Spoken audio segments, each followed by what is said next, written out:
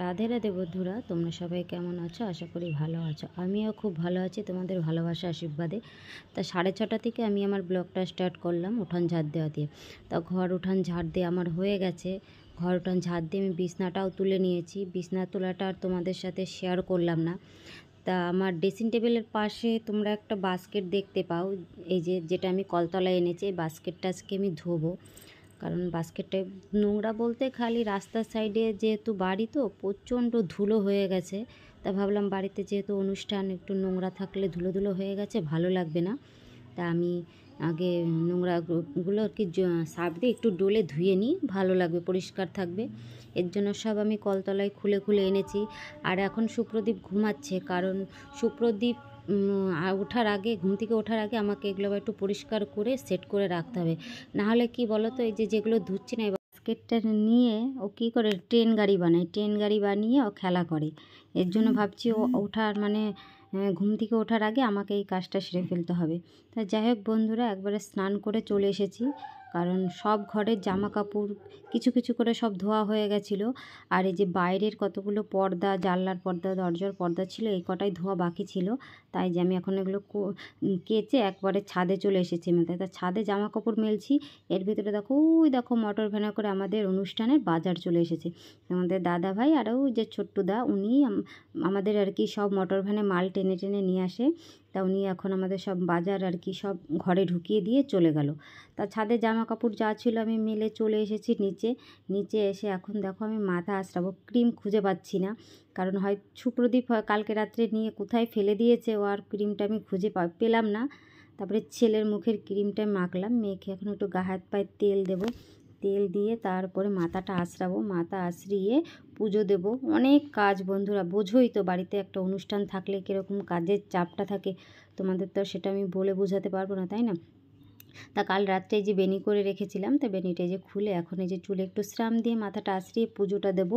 আর আজকে আবার প্যান্ডেল করতে লোক আসবে, কারণ আমাদের কালকে যেহেতু অনুষ্ঠান, যার জন্য আর কি প্যান্ডেল করতে লোক আসবে। তাই তাড়াহুড়ো করে কাজবাজ আমাকে সেরে নিতে হবে, নাহলে আর পারবো না। তোমাদের আর কি পুজোটা দেওয়াটা আজকে আর শেয়ার করলাম না।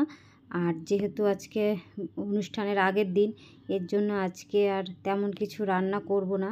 তা সকাল এখন তাও কটা বাজে, 8:30 মতো বেজে গেছে। তা সকাল 8:30টার সময় দেখো আজকে ছেলে যেহেতু স্কুলে যাবে, আবার দুদিন যেতে পারবে না, এর জন্য ছেলের জন্য আর আমাদের জন্য দুটো ভাত করে নিচ্ছি। হচ্ছে আলু ভাজা আর ডাল দিয়ে আজকে সকালের ভাত খাবো, কারণ বাঙালির সবচেয়ে প্রিয় খাবার ডাল ভাত, তাই তো? তার সঙ্গে যদি আলু ভাজা থাকে আর কি লাগে বলো। তার ডালটা আর একটু আলু ভাজাটা বেশি করেই করে রেখেছি, কারণ স্কুল থেকে এসে আর ডালটা আর করবো না। এর জন্য দুপুরে আমাদের খাওয়া দাওয়া হয়ে গেছে। খাওয়া দাওয়া হয়ে যাওয়ার পরে একদম খাওয়া দাওয়া করে থালা বাসন দিয়ে রেডি হয়ে গেছি, কারণ এখন ছেলেকে আনতে যেতে হবে। ছেলেকে নিয়ে এসে তারপরে আবার কথা বলবো। আর এদিকে প্যান্ডেল করতে এসেছিলো, তো তোমাদের তো সকালেই বলেছিলাম, তা প্যান্ডেল করা হয়ে গেছে। তা এখন প্রচণ্ড যেহেতু একটু কাজের চাপ, যার জন্য আমি তোমাদেরকে দেখাতে পারিনি। পরে আমি ছেলেকে নিয়ে এসে তারপরে তোমাদের সবটাই ঘুরে দেখাবো। এখন আমাদের ফুলের কাজটা হয়নি, কারণ ওটা রাত্রে হবে আজকে, দেখাবো সবটাই। সব সন্ধ্যার পরে সব ফুলের কাজ আর কি হবে, সবটাই তোমাদের সাথে শেয়ার করব। তার আগে ছেলেকে নিয়ে আসি, তাই না? চলো তোরা, এই যে আমাদের ফাইনালি প্যান্ডেল কমপ্লিট হয়ে গেছে, এখনও লাইটটা জ্বালানো হয়নি, দিয়েছে।